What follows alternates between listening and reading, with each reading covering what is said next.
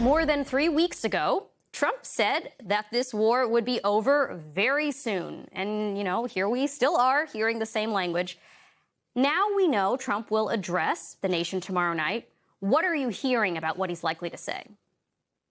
Well, I think we can guess a little bit about what he's likely to say based on what he said this afternoon. And honestly, he has given a few of these addresses, and they often end up echoing words that he has used before. So that's where I would start. I think he'll probably talk about the timeline, which you rightly stated.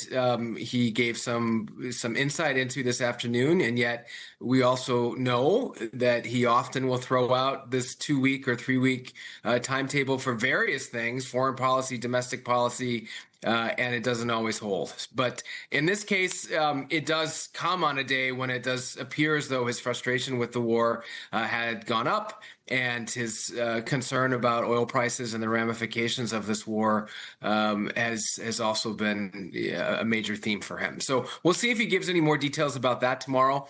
He certainly has said a few things that require additional follow-ups, suggesting that oil prices are just going to come right down once the U.S. leaves. We'll see if that happens. Certainly politically, this could be a good thing for him if the U.S. ends the war, but there are some long-term political ramifications as well. Yes, that is certainly an understatement. Speaking of those long-term implications, Tom, we have now seen France and Spain close their airspace to American military planes. That seems like a pretty big move in and of itself.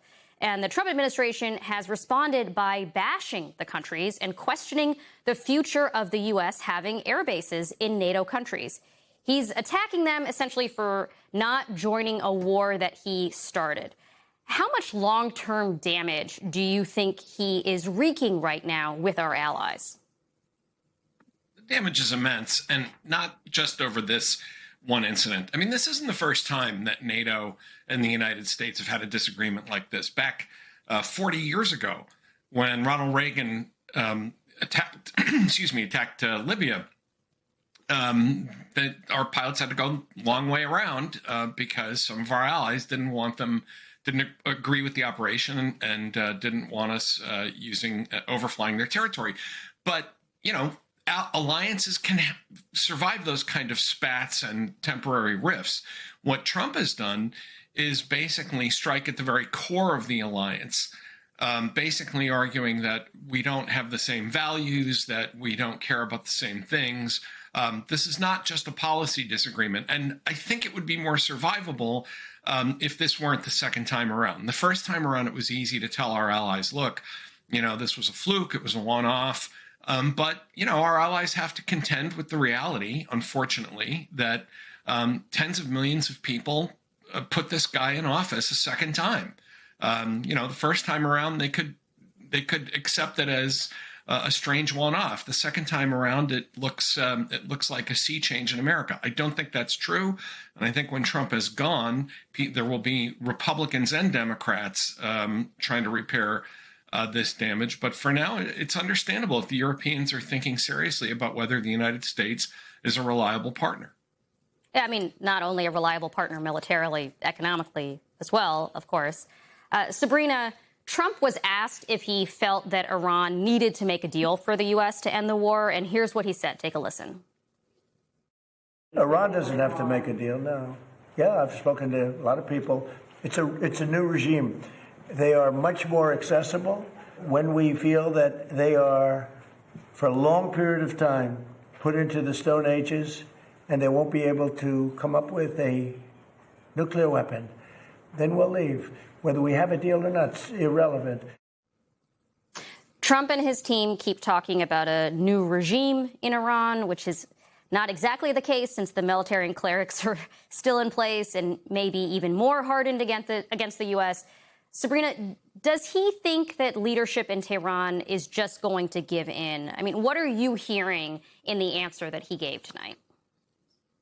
Well, I think that the president and his administration have notably declined to really specify who they're referring to when they're talking about a new regime. As you point out, a lot of people see, the current regime as essentially a continuation of the previous one. And I know that the administration is trying to apply political pressure on Tehran to come to the negotiating table.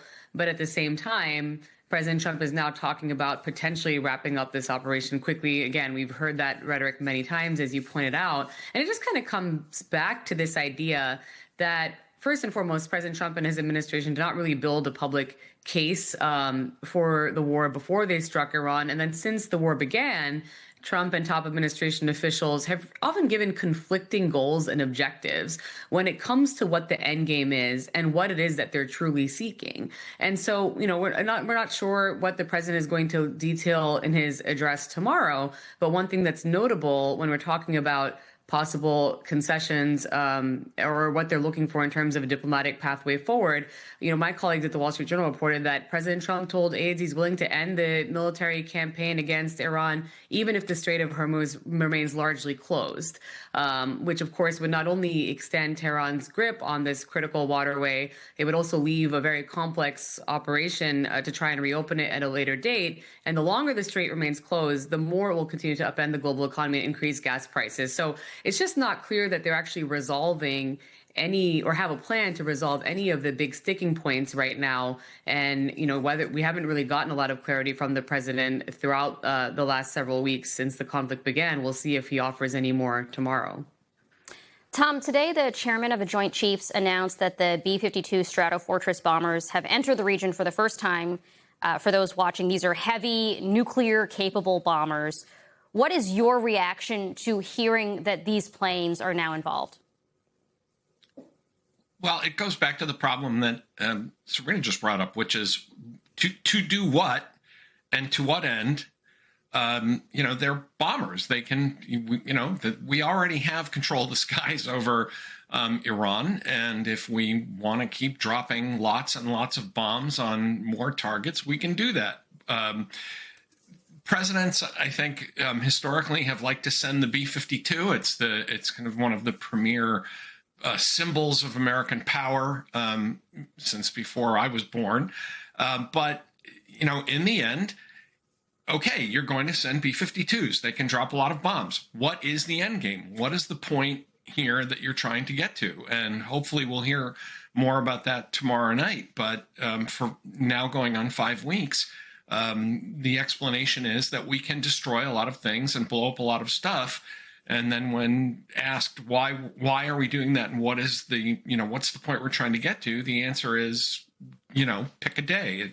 Depending on what day it is, the answer is nuclear weapons, terrorism, regime change. And now it seems like all of this has devolved just down to, at least here the president today, down to eradicating the nuclear program that we obliterated last summer. Yeah, and you didn't even enumerate the freedom of the Iranian people, which at one point I think was ostensibly a motivation, but somehow has fallen off of the agenda. Sabrina, a source tells MS Now that Hegseth will publicly testify before a House committee on April 29th. This is the first time that lawmakers will question him since the war began. What do you expect to see? What do you expect them to ask about? Well, it's interesting because what the House Armed Services Committee is saying is that this will be part of its annual budget hearing. But as you point out, it is really the first chance for members of Congress to grill Secretary Hegseth, who has been one of the public faces of this war since it began, on the administration's strategy and its handling of the war more broadly. As the war has dragged on, it's worth pointing out that lawmakers on both sides of the aisle have just grown increasingly frustrated with a lack of clarity, especially given the mounting volatility in the stock markets, rising gas prices in a midterm election year that's very much going to be about affordability, and just concerns about whether or not there would be troops on the ground at any point in time. So, I think these are the kinds of issues that are going to come up. But I do want to point out that while Hegseth's testimony is still being finalized, Democrats are calling for a separate hearing that would just be focused on the war. Republicans have so far declined to schedule any separate oversight hearings with top Trump administration officials that are focused just on Iran. And so I think, this is, again, kind of like a routine budget hearing, but it will very much be focused on Iran. But I don't think it's going to be enough to appease Democrats who want to see much more oversight from both chambers of Congress.